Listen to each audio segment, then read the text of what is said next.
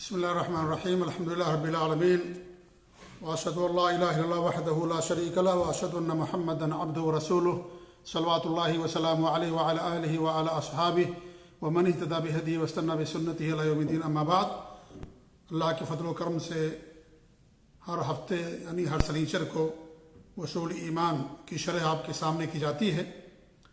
اس پر ہم اللہ تعالیٰ کا شکر ادا کرتے ہیں کہ اللہ رب العالمین ہمیں اس بات کی توفیق دے رہا ہے کہ اتنی عظیم ترین کتاب کی شرح آپ لوگوں کے سامنے کرنے کا مجھے شرف حاصل ہو رہا ہے۔ آج کا جو باب ہے بڑا اہم ہے اور اس طرح کی باتیں اس سے پہلے بھی گزر چکی ہیں، اس لیے بڑے اختصار کے ساتھ آج ہماری گفتگو ہوگی۔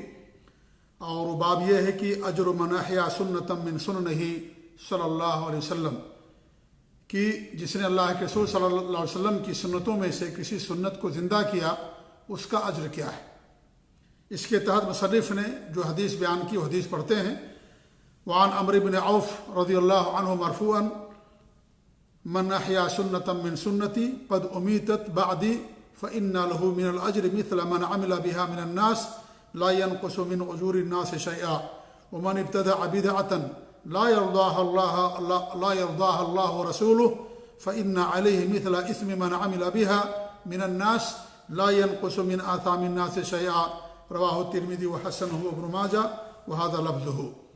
عمر بن عوف رضی اللہ عنہ فرماتے ہیں کہ اللہ کے رسول صلی اللہ علیہ وسلم نے فرمایا کہ جس نے میری سنتوں میں سے کسی سنت کو زندہ کیا، ایسی سنت جو میرے بعد مردہ ہو چکی تھی، لوگوں نے اسے چھوڑ دیا تھا عمل کرنا، فإن له من الأجر مثل من عمل بها من الناس، تو سنت کو زندہ کرنے والے کو بھی اتنا ہی اجر ملے گا جتنا اس پر کرنے والوں کو اجر ملتا ہے۔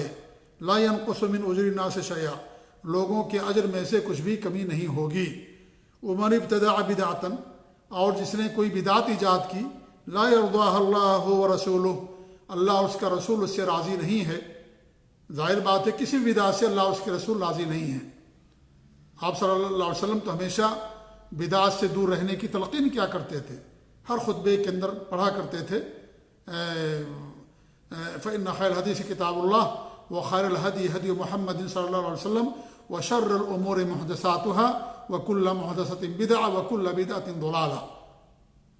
تو یہ مطلب ایسا نہیں کہ کچھ بدعتیں ایسے بھی ہیں جس کو اللہ اور اس کے رسول پسند کرتے ہیں، نہیں، ایسا کچھ نہیں ہے۔ تمام بدعتیں اللہ اور اس کے رسول کے نزدیک گمراہی ہیں اور تمام بدعتیں غلط ہیں۔ جی ہاں، تو فإن علیہ مثل اسم من عمل بها من الناس، تو اس پر اتنا ہی گناہ ہوگا جتنا لوگوں کرنے والوں کو اتنا گناہ ہوتا ہے۔ لا ينقص من آثام الناس شیئا، لوگوں کے گناہوں میں سے کچھ بھی کم نہیں ہوگا۔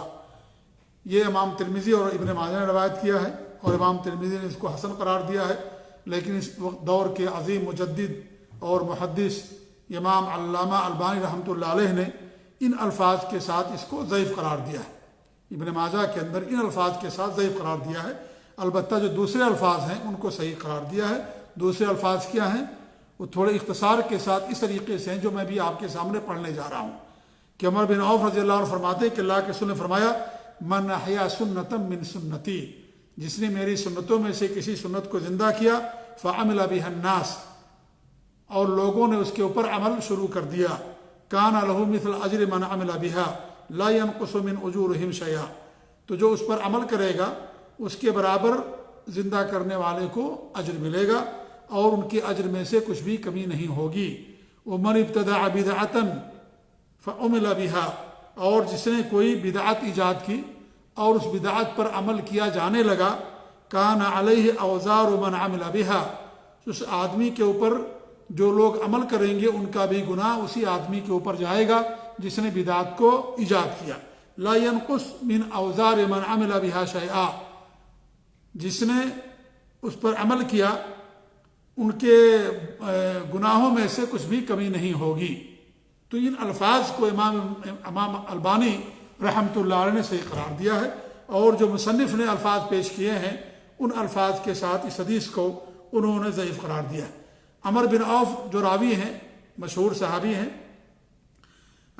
تمام غزوات میں ہمارے نبی کے ساتھ انہوں نے شرکت فرمائی، انہیں خطیب قریش بھی کہا جاتا تھا، اور عمر رضی اللہ تعالیٰ عنہ کے دور خلافت میں ان کی وفات ہوئی اور عمر فاروق ہی نے ان کی جنازے کی نماز بھی پڑھائی، اور مدینہ ہی کے اندر وہ یعنی سکونت انہوں نے اختیار کی، اور مدینہ ہی میں ان کی وفات بھی ہوئی، عمر بن عوف المزنی رضی اللہ تعالیٰ عنہ کی، بڑے عظیم صحابی۔ تو اس حدیث کے اندر ہمارے نبی نے جو ارشاد فرمایا ہے وہ یہ کہ ہمیں اللہ کے رسول کی سنتوں کو لوگوں کے درمیان پھیلانا چاہیے، اس کو زندہ کرنا چاہیے، کیونکہ دین نبی کی سنتوں کا نام ہے، لہذا ان سنتوں کو ہم زندہ کریں گے، پھیلائیں گے، تو اس کے لیے خوشخبری ہے کہ پھیلانے والے کو بھی اتنا ہی اجر ملے گا جتنا کرنے والے کو اجر ملے گا، اور یہ سلسلہ قیامت تک چلتا رہے گا۔ یعنی کتنا اجر کا کام ہے اللہ کے رسول صلی اللہ علیہ وسلم کی سنتوں کو اور آپ کے اعمال کو دنیا کے اندر زندہ کرنا اور اسے پھیلانا اور اس کی نشر و اشاعت کرنا۔ کتنی سنتیں آج ہمارے ملکوں کے اندر لوگوں نے اس پر عمل کرنا چھوڑ دیا ہے۔ ہر علاقے کے لحاظ سے الگ الگ چیزیں اور سنتیں ہو سکتی ہیں، لہذا جس علاقے میں کوئی سنت مردہ ہو گئی ہے، لوگ اس کے اوپر عمل نہیں کر رہے ہیں، تو اس کو زندہ کرنا چاہیے۔ یہ بڑی سعادت کی بات ہوگی اس شخص کے لیے بھی اور اس پر عمل کرنے والوں کے لیے بھی۔ کسی علاقے میں عقیقہ نہیں ہوتا ہے، یا اس طریقے سے تحیۃ المسجد لوگ نہیں پڑھتے ہیں، یا اس طریقے سے اور بھی سنتیں ہیں آپ صلی اللہ علیہ وسلم کی جس کو لوگوں نے چھوڑ دیا ہے کرنا، یا خال لوگ اس کے اوپر عمل کرتے ہیں، تو اس سنت کو اگر زندہ کیا جاتا ہے اور اس کی طرف لوگوں کو بلایا جاتا ہے تو بڑے اجر اور ثواب کا کام ہے۔ خوشخبری ہے ان لوگوں کے لیے جو نبی کی سنتوں کو دنیا کے اندر پھیلاتے ہیں اور اس کے اوپر عمل بھی کرتے ہیں اور لوگوں کو اس پر عمل کرنے کی دعوت بھی دیتے ہیں۔ اور ان لوگوں کے لیے وعید ہے جو دنیا کے اندر بدعتوں کو ایجاد کرتے ہیں، بدعتوں کو پھیلاتے ہیں۔ ایسے لوگوں کو اللہ تعالیٰ سے ڈرنا چاہیے کہ اگر وہ بدعت ایجاد کرتے ہیں تو ان کے بلانے کی وجہ سے جو بھی اس پر عمل کرے گا اس کا بھی گناہ ان کو ملتا رہے گا، کیونکہ دین کے اندر انہوں نے نئی نئی چیزوں کو پیدا کر دیا، اور بدعت نام ہے دین کے اندر نئی چیزوں کو پیدا کرنے کا، جس کا ثبوت کتاب و سنت سے نہ ہو، ہمارے نبی کے عمل سے نہ ہو۔ انسان کو ایسی چیز کرتا ہے اسے بدعت کہا جاتا ہے۔ بدعت کا تعلق دین سے ہوتا ہے، دین کو اللہ نے کامل کر دیا، دنیا مکمل نہیں کی گئی ہے۔ الیوم اکملت لکم دینکم، ہم نے تمہارے دین کو کامل کیا، دنیا مکمل نہیں ہوئی۔ آپ صلی اللہ علیہ وسلم دنیا کے داعی نہیں تھے، اللہ نے آپ کو دین کے لیے نبی بنا کر کے بھیجا تھا، اس لیے دین کے اندر کوئی نئی چیز پیدا کرتا تو بدعت ہے، گمراہی ہے، اور گمراہی انسان کو جہنم کے اندر لے جانے والی۔ ایسے لوگوں کو اللہ کے رسول صلی اللہ علیہ وسلم قیامت کے دن اپنے حوض سے پانی بھی نہیں پلائیں گے۔ جب آپ کو بتایا جائے گا کہ آپ کی وفات کے بعد انہوں نے دین کے اندر نئی نئی چیزیں پیدا کر دی تھی، تو باقاعدہ آپ کیا فرمائیں گے؟ ایسے لوگوں کے لیے بربادی ہو، ایسے لوگوں کے لیے بربادی ہو جنہوں نے میرے بعد میرے دین کے اندر نئی نئی چیزیں پیدا کر دی تھی۔ لہذا اللہ تعالیٰ سے ڈرنا چاہیے، اللہ تعالیٰ سے خوف کھانا چاہیے، اور ہمیں الحمدللہ ہمارے لیے بڑے شرف کی بات ہے، بڑی سعادت کی بات ہے کہ اللہ رب العالمین نے ہمیں کامل دین عطا فرمایا، اس کے اندر کسی اضافے کی کوئی گنجائش نہیں ہے۔ الحمدللہ دین کامل اور مکمل ہے، جہاں کمی ہوتی ہے وہاں اضافے کی گنجائش ہوتی ہے، لہذا اس میں اضافے کی گنجائش ہی نہیں ہے۔ اللہ رب العالمین نے اس کو کامل کر دیا ہے، مکمل کر دیا ہے۔ جی ہاں، تو ہمیں اللہ کا شکر ادا کرنا چاہیے۔ آج ہمارے معاشرے میں کتنی بدعتیں لوگوں نے ایجاد کر رکھی۔ عید میلاد النبی ہے، اور رجب کے مہینے میں دیکھیے لوگ شب معراج مناتے ہیں رجب کی 27 تاریخ کو، یہ بھی دین کے اندر بدعت ہے، یہ بھی دین کے اندر بدعت ہے۔ ہمارے نبی نے کبھی ایسا نہیں کیا۔ جس رات آپ کے ساتھ اسراء اور معراج کا واقعہ پیش آیا، کبھی آپ نے اس رات خصوصیت کے ساتھ کسی عبادت کا کوئی اہتمام نہیں کیا۔ اللہ نے ذکر کیا اسراء کا، معراج کی طرف بھی اشارہ کیا، اور اسراء کا لفظ بھی اللہ رب العالمین نے استعمال کیا، لیکن تاریخ کون سی ہے اس کے بارے میں علماء کے یہاں بڑا اختلاف ہے۔ جی، لہذا یہ واقعہ آپ کی زندگی میں پیش آیا، لیکن آپ نے کبھی اس رات کوئی عبادت کا اہتمام نہیں کیا جو اور راتوں میں آپ نہ کرتے رہے ہوں۔ اس لیے اس رات عبادت کرنا یا رجب کے روزے رکھنا، کہ رجب میں اسراء کا معراج کا روزہ ہوتا ہے، یا روزہ رکھنے سے انسان کو زیادہ اجر ملتا ہے، یا رجب کے مہینے میں انسان عمرہ کرتا ہے اس نیت سے زیادہ ثواب ملے گا، تو یہ ساری چیزیں غلط ہیں۔ انسان عمرہ کر سکتا ہے، انسان روزہ رکھ سکتا ہے، لیکن اس نیت سے نہیں کہ رجب کے مہینے میں عمرہ یا روزہ رکھنے کا ثواب زیادہ۔ ہمارے نبی نے جو بھی عمرہ کیے سب کے سب ذوالقعدہ کے مہینے میں، رمضان کے مہینے میں روزہ رکھنے عمرہ کرنے کا ثواب یہ ہے کہ انسان کو حج کے برابر ثواب ملتا ہے۔ جس انسان کی عادت ہے کہ ہر مہینے پیر جمعرات کا روزہ رکھتا ہے یا 13، 14، 15 کا روزہ رکھتا ہے تو وہ بھی رجب کے مہینے میں رکھے گا، کیونکہ اس کی عادت ہے۔ اس وجہ سے نہیں کہ رجب کا مہینہ ہے تو رجب سمجھ کر کے اگر کوئی رکھتا ہے تو یہ غلط کرتا ہے۔ یہ اللہ کے رسول کی سنت سے اس کا کوئی ثبوت نہیں ہے۔ کچھ لوگ رجب کا روزہ رکھتے ہیں، معراج کا روزہ رکھتے ہیں، جی ہاں، تو یہ بالکل بدعت ہے دین کے اندر۔ تو بہت ساری بدعتیں آج ہمارے معاشرے کے اندر لوگوں نے پیدا کر رکھی ہیں، یہ ان کی غلط سوچ کا نتیجہ ہے۔ اللہ نے دین کو کامل کر دیا الحمدللہ، اس کے اندر کسی نئی چیز کی اضافے کی کوئی گنجائش نہیں ہے۔